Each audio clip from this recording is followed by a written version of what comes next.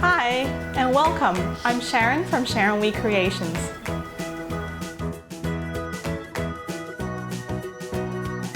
So today I'm going to show you how we're going to make this rainbow topper. I've got my fondant pre-colored here. So here are the colors that I'm using. So I am just using fondant. If you find you're in a little bit of a hurry, or if you are a bit worried about the stability of your rainbow, you can use gum paste. It's totally up to you. So let's start with the smallest one first. I've got a bit of pink. I'm just going to knead it so it's nice and pliable. And then we're going to start rolling it out.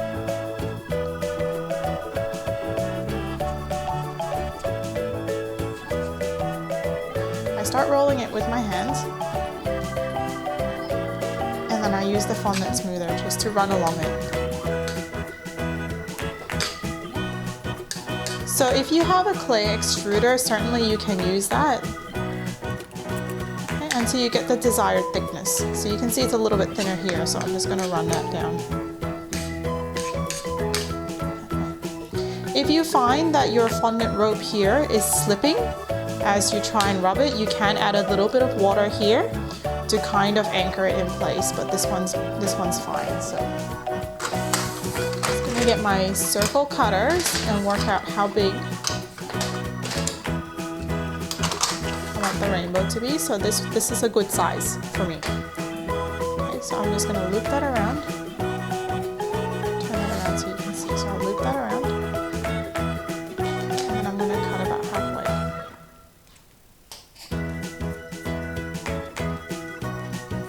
And you can leave one of these so you can use it as a reference. So let's turn that back around. If you're worried about that sticking, just put a bit of corn flour.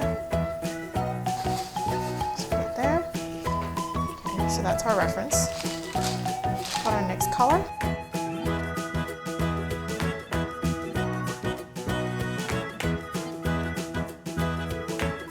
So that's about as thick as I want it. So let's bring that back. Get a bit of water. It's just water in this. Brush it along there. Let's line this next one there.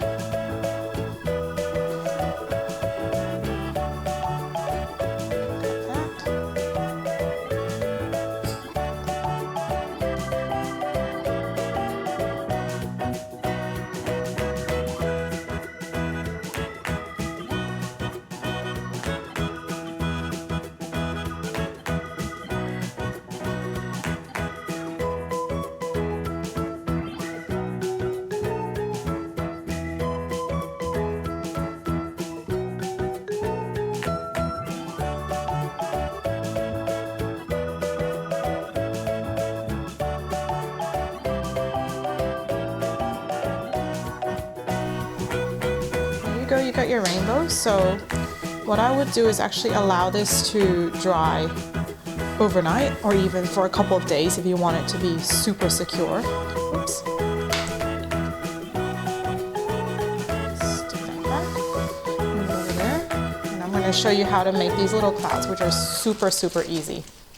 So the clouds are basically one big ball of fondant.